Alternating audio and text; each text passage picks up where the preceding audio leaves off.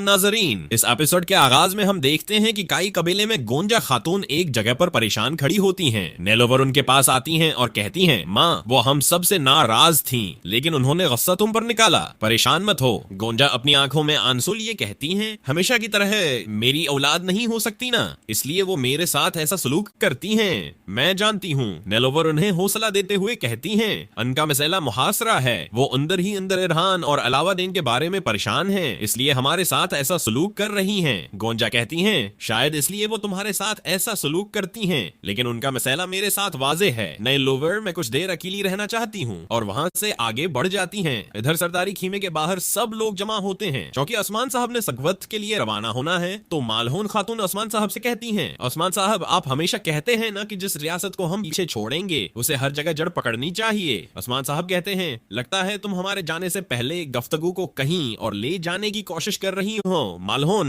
मैं तुम्हें जानता हूँ। मालहोन ने कहती हैं, हमारी रियासत की बका हमारी नस्ल की बढ़ोतरी पर कायम है। इस मामले में सिर्फ इरहान ही ने हमें खुश किया है। अब वक्त आ गया है कि हमारे दूसरे बच्चे भी ऐसे शरीकी हयात चुने जो हमें पोते पूतियां दे। हलीमा और फातिमा और अलावादीन के लिए भी तो। उस्मान साहब कहते हैं, जब कह रही हो कि वक्त हो गया है तो फिर आसानी हो। मालहोन, ये कहकर उस्मान साहब बाहर की जानिब आते हैं। बाहर खड़ा आइकुत कहता है, दस्तूर उस्मान। बाहर आते हैं जहाँ सब लोग उस्मान साहब को देखने और उन्हें रख्सत करने के लिए मौजूद होते हैं। उस्मान साहब सबके सलामों का जवाब देते हैं और फिर अपने घोड़े पर सवार हो जाते हैं। फिर हाथ के इशारे से सबको खामोश करवाते हुए कहते हैं, आज मैं सगवत का दौरा करूंगा, लेकिन मैं जानता हूँ और देख रहा हूँ मेरे इरहान की बदौलत अगली बार मैं बोरसा का दौरा करूंगा। ये सुनते ही तमाम लोग जश्न मनाते हैं। इतने में एक काजिद तेजी से कबीले में दाखिल होता है और उस्मान साहब के पास आता है, जिसे देखकर सब लोग थोड़ा परेशान हो जाते हैं। जरकताए परेशान होकर उस्मान साहब के पास आकर बताता है, हुजूर हमें बोरसा से खबर मिली है, इरहान साहब और बोरसा के दाखिली दरवाजे पर घात लगाकर हमला किया गया है। हमारे बहुत ज्यादा सिपाही शहीद हुए हैं। ये सुनते ही सब पर जैसे बजली गिर जाती है। नए लोवर, गोंजा, दिदार, मलहोन सब नहायत परेशान हो जाते हैं। कासिद कहता है, उनके हाथों में है मेरे हुजूर, हम नहीं जानते कि वो जिंदा है या मर गया है, हम नहीं जानते।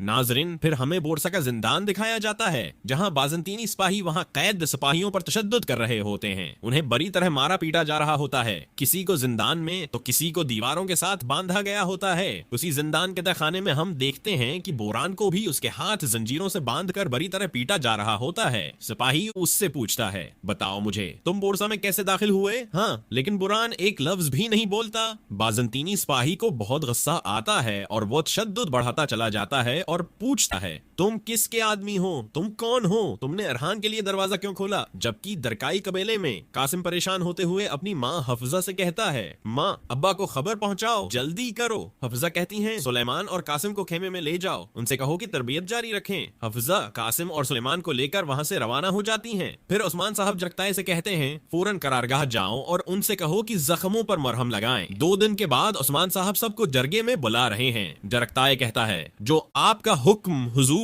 और वहां से रवाना हो जाता है। फिर उस्मान साहब लोगों से मुखातब होकर कहते हैं, मेरे बहादुर सिपाही आखिरी सांस तक हिफाजत कर रहे हैं। क्या वो पाजी हैं जो काइयों के शेरों को शख्स देंगे? सब कहते हैं, कभी नहीं, कभी नहीं, हरगिज नहीं। उस्मान साहब कहते हैं, क्या काफरों का बछाया हुआ जाल रखेगा जिस बोरसा को फतेह करने की कसम खाई है? मेरे सिपाहियों को कभी नहीं रोक पाएंगे। सब कहते हैं, नहीं रोक पाएंगे हुजूर, नहीं रोक पाएंगे। उस्मान साहब कहते हैं, मैं तुमसे वादा करता हूँ, होने वाले जरगे में निकलने वाला फैसला बोरसा का खात्मा होगा, लेकिन बोरसा आखिरी कला नहीं होगा। और फिर तलवार मयान से बाहर निकालते हुए कहते हैं, मैं अल्लाह की कसम खाता हूँ, जब तक ये जान इस जिस्म में है, मेरा हदफ सिर्फ बोरसा नहीं है, अजनिक और इजमीत है। इन सारी जमीनों में जहां काफरों की हुक्मरानी है, हर जगह हिलाल होगी। सब लोग उस्मान साहब जिंदाबाद के नारे बुलंद करना शुरू कर देते हैं। उस्मान साहब कहते हैं, हमारी जजाक मुबारक हो। इस दौरान निलोफर उस्माना खातून से कहती है,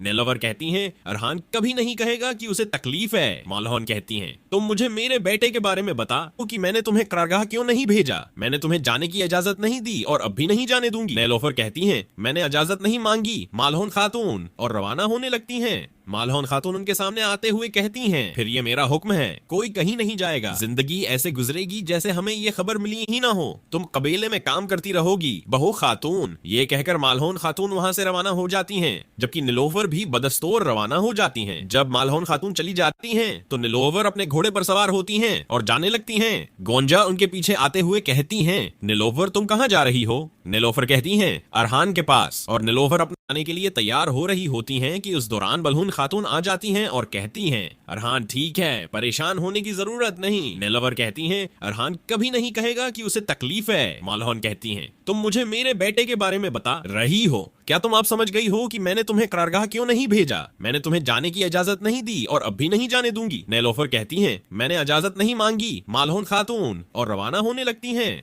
मालहोन खातून उनके सामने आते हुए कहती हैं, फिर ये मेरा हुक्म है, कोई कहीं नहीं जाएगा, जिंदगी ऐसे गुजरेगी जैसे हमें ये खबर मिली ही ना हो, तुम कबीले में काम करती रहोगी बहू खातून। ये कहकर मालहोन खातून वहाँ से रवाना हो जाती हैं, जबकि नीलोफर भी बदस्तूर रवाना हो जाती हैं। जब मालहोन खातून चली जाती हैं, तो नीलोफर अपने घोड़े पर सवार होती हैं और जाने लगती हैं। गोंजा उनके पीछे आते हुए कहती हैं, नीलोफर तुम कहाँ जा रही हो? नीलोफर कहती हैं, अरहान के पास। और नीलोफर अपना घोड़ा लेकर कबीले से रवाना हो जाती हैं, जबकि दरकरारगाह में हम देखते हैं कि जंगी मजलिस बैठी हुई होती है। इरहान साहब भी वहाँ मौजूद होते हैं और कहते हैं, आपने मजलिस का मुतालबा किया, यह है मजलिस। इस पर आउची साहब कहते हैं, 9 साल हो गए हैं हुजूर, हम दीवारों को तबाह करने का कहते हैं और आप कहते हैं कि इंतजार करो, ये गिरने वाली हैं। बुरसा कमजोर नहीं होगा, बल्कि उसके बराकस मजबूत होता जा रहा है। इरहान साहब कहते हैं, जाहिर है उन्हें कहीं से अमदाद मिल रही है, हमने देखा और पता चल गया, उसके अलावा हारे बगैर कोई फतह नहीं होती सरदारान। संगोर साहब कहते हैं, कौन सी फतह 9 साल का नुकसान पूरा कर सकती है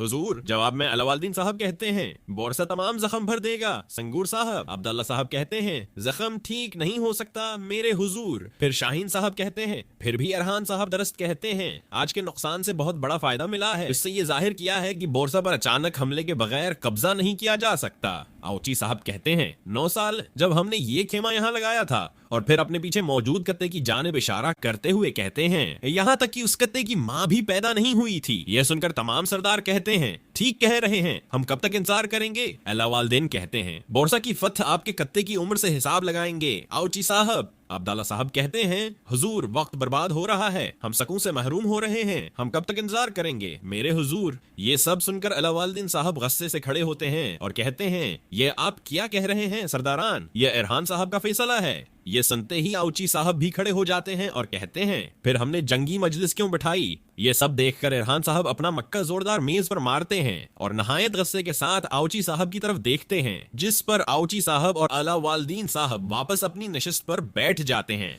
इस दौरान जगताए भी अपने घोड़े पर सवार होकर वहां पहुंचता है। घोड़े से उतरकर तमाम सरदारान को आकर सलाम करता है और कहता है, मैं उस्मान साहब का सलाम लाया हूँ। सब वालेकुम अस्सलाम कहते हैं। इरहान साहब कहते हैं, आप इतनी दूर से सिर्फ सलाम तो नहीं लाए होंगे जरकताए साहब? जरकताए कहता है, शख्सियत के जख्म भरने के बाद 2 दिन बाद उस्मान साहब तमाम सरदारान का जरगे में इंतजार कर रहे होंगे। ये सुनकर तमाम सरदार थोड़ा खुश होते हैं, जबकि दूसरी जानिब बोरसा का तकफूर अपने कमांडर फ्लाडियस और उसके भाई अक्तावियस को बता रहा होता है कि इस बार बहरी जहाज कस्तंतनिया से सामान लेकर कारगा बोरम के साहिल समंदर पर उतरेंगे। एक्टुयस, तुम सामान लेकर बोरसा में लाओगे? एक्टुयस पूछता है, आपने मकाम क्यों बदला? तकफूर कहता है, हम उन्हें हर बार एक मुख्तलिफ साहिल पर उतारते हैं, क्योंकि तुर्कों के सिपाही इधर इधर घूम रहे हैं, मैं सामान को खतरे में नहीं डाल सकता। अगर उन्हें हमारी छिपी हुई सरंग मिल गई तो फिर उसका मतलब है कि हमारा इख्तिताम आ गया है। फिर फलाडियस कहता है, साहिल समंदर पर बहुत बड़ी मदद होगी। एक्टुयस, मेरे बहादुर भाई, तुम्हारे लाए हुए हथियारों से हम तुर्कों की करारगाह पर हमला करने के लिए ताकतवर बन जाएंगे, जैसा कि तुमने और मैंने हमेशा ख्वाब देखा है। हम तुर्कों से आमने सामने लड़कर अपने बाप का इंतकाम लेंगे। अब तुम जा सकते हो। जावा की तरफ देखते ही दर करारगाह में हम देखते हैं कि इरहान साहब जंगी काउंसिल से निकलने के बाद नहायत गुस्से के साथ अपने खेमे की जानिब आ रहे होते हैं, और जैसे ही अपने खेमे के अंदर दाखिल होते हैं तो वहां नीलोफर मौजूद होती हैं। उन्हें देखते ही इरहान साहब कहते हैं,